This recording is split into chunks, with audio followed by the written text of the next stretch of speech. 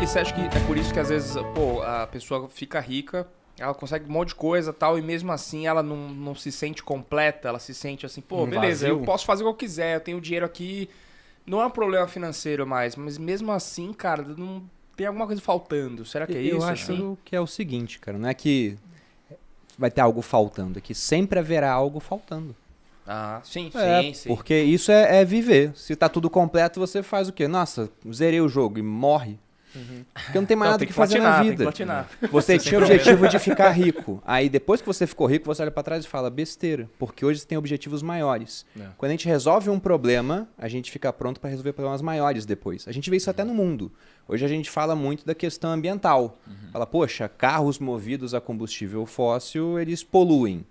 Esse é o problema. Mas a gente esquece que esse problema só existe porque esses motores movidos a combustíveis fósseis resolveram problemas maiores, que era, por exemplo, a pouca produção no campo. Aí quando você cria um trator que consegue arar muito mais terra do que um monte de homens com cavalos, a produtividade aumenta e você consegue levar aquilo mais fácil até um porto, para um navio movido a combustível fóssil levar para outro lado do mundo, e o problema da fome começa a diminuir. Legal. Aí depois que a gente resolve um problema, a gente se preocupa com o outro. Então eu também tinha o mesmo objetivo, que era ficar rico. E eu não acho que esse objetivo é egoísta, inclusive, né? Porque eu vi alguns comentários do pessoal falando, pô, tem a ver com dinheiro. Porque a não ser que você se tranque numa caverna e fique meditando, né? Tudo que você faz tem impacto na vida dos outros. E tem muita gente que hoje demoniza o rico, mas o problema tá muito mais na pobreza do que na riqueza. Porque se eu sou pobre, eu não posso contratar o Kaique e o Lucão para trabalhar comigo. Se eu tenho dinheiro, eu posso contratar o Kaique e o Lucão para trabalhar comigo, por exemplo. Então, quando eu tenho dinheiro, eu consigo contratar mais gente, consigo consumir mais das pessoas. Quando eu consumo de alguém, essa pessoa passa, como ela me vendeu, a ter alguma renda. Com renda, ela consegue consumir dos outros. Então, aqui no Brasil, por exemplo, a desigualdade diminuiu nos últimos tempos. Mas porque a pobreza aumentou, inclusive. Porque o pessoal que estava mais rico ficou um pouquinho mais pobre. E esse negócio que você falou, só pra completar, que eu sei que eu tô estendendo esse negócio. Quando o Perini falou assim, pô, você viu que quando você, beleza, você ficou rico, você chegou ali na liberdade financeira e você falou, pá, beleza, não é isso, né? É muito além disso. Eu acho que é um negócio assim de que, geralmente, quando a gente não tá longe, né, do 1 milhão, dos 5 milhões, de viver de renda, a gente acha muito que esse é o fim, né? A gente fala assim, cara, acho que quando eu tiver ali 5 milhões, 1 milhão, 10 milhões... Cara, pra mim zerou, entendeu? Eu vou ficar casa no suave, campo e margarita. E, cara, uma coisa muito comum de todos vocês, assim, que eu convivo, uma galera, pô, que tem grana, que é bem sucedida, que produz pra caramba, é que, assim, vocês são imparáveis, cara. É imparável. Tipo, o cara não para nunca. Ele tem 10, ele tem 20, ele tem 30, ele tem bilhão, e o cara é imparável, mano. Tipo, por exemplo, o Flávio. Pô, o Flávio veio aqui e gravou com a gente. Você acha que ele precisava vir aqui gravar com a gente, cara? Ele não precisava fazer nada, velho. Entendeu? Então, assim, uma característica das pessoas de sucesso, vamos dizer assim, acho que financeiro, que o cara rompe essa barreira dos milhões e tudo mais, é que esses caras são imparáveis. Eles não pensam em chegar num patamar ali e falar assim, não, agora já era. O exemplo do Agora Flávio eu vou ficar, né? porque o Flávio é bilionário. Exato. E se a gente for pegar essa quantia de 1 bilhão, ele não tem 1 bilhão na conta, eu acho. Não. Ele tem 1 bilhão de patrimônio, se ele vender tudo, ele vai ter 1 bilhão na cripto conta. Mas o ponto é o seguinte, né? Se você pega 1 bilhão e pensa que uma pessoa vai ganhar 5 mil reais por dia, vai demorar 200 mil dias para ela juntar 1 bilhão. 200 mil dias dá 547 anos. É muita coisa. Sim. Então você pensa, o cara tem dinheiro para uma geração inteira, né? De famílias, assim, para sustentar. Por que ele continua trabalhando? Não é mais pelo dinheiro. O propósito dele, Sim. o dinheiro é só a consequência. Eu já falei outro dia, eu tenho um propósito também, eu quero ser bilionário. E é pelo dinheiro? Não, eu não uso um Rolex, por exemplo. O meu carro já é um carro muito bom, não vou trocar de carro. A minha casa já é uma casa muito boa. Minha vida não vai mudar. Eu Mas quero ser deixa eu bilionário por perguntar, outras coisas. eu tô curioso, eu quero saber agora de vocês, de verdade. E não necessariamente vocês precisam ter, porque, cara, às vezes você tá em busca, né? Cara, qual é o propósito de vocês?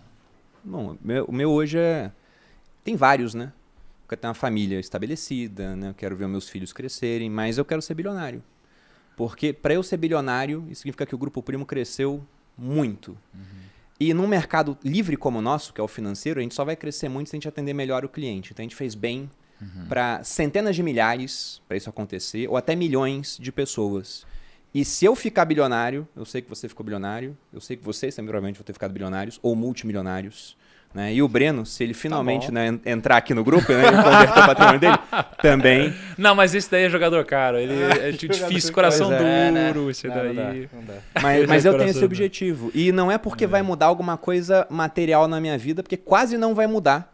Se eu vejo, sei lá, o Jeff Bezos foi no restaurante dos Estados Unidos. Se eu for lá, eu posso ir no mesmo restaurante que ele.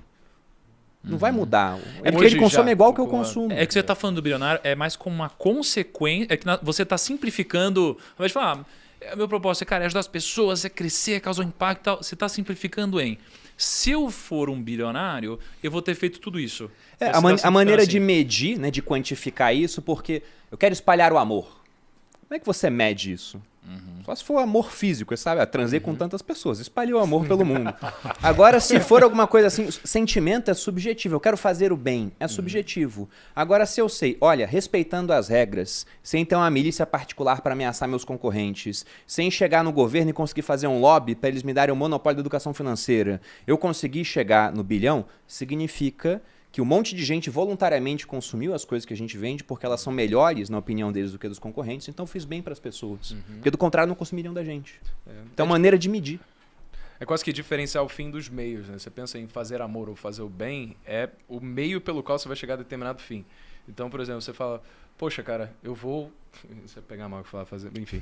Mas eu vou fazer o bem com você. Tá ao vivo, são riscos, né? Riscos não O Breno quer fazer o bem. Quando eu quero fazer o bem, só. Com quem nessa mesa aqui você faria o bem? Meu Deus do céu. Eu acho que essa conversa tá indo para outro lado já, enfim. Para encerrar a linha de raciocínio, tipo, o meio ele vai trazer aquilo que você almeja, só que você só consegue saber qual que é o meio que você vai seguir se você sabe o fim de fato. Então, por exemplo, qual que é o objetivo que você tem e como é que você consegue fazer o retroativo para chegar nisso daí. Mas eu acho que tem uma outra coisa também que vai levar em consideração, acho que de uma fonte inesgotável de conhecimento que é atemporal, chama Harry Potter. E tem uma passagem no Pedra Filosofal, cara, que eu acho incrível, que tá lá o Harry olhando para um espelho, chama Espelho de Ogezed, né, onde ele vê os pais dele pela primeira vez. O espelho ele tem esse poder de dar a visão daquilo que você mais quer na sua vida. Como o Harry ele não conheceu os pais, ele vê eles porque é aquilo que ele mais quer.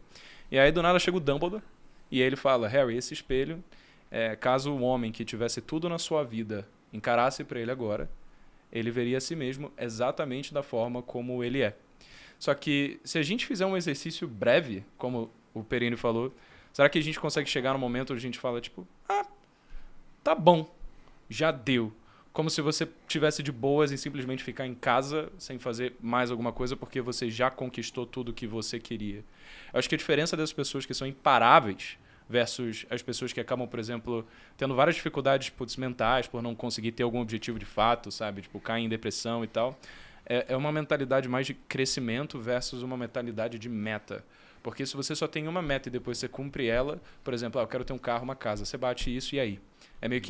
Isso era meio que a consequência de você perseguir um meio, mas você ainda não chegou em determinado fim. Agora, se você tem essa cabeça de crescimento, então é uma coisa que não para. Você quer cada vez mais ser mais humilde e reconhecer que você sabe pouco e o quanto você tem para aprender. E isso é um ciclo interminável. Você vai chegar até o fim da vida e você vai falar, puta, eu não sei de nada mesmo, né? Uma loucura, hein, cara? O Harry Potter é da hora.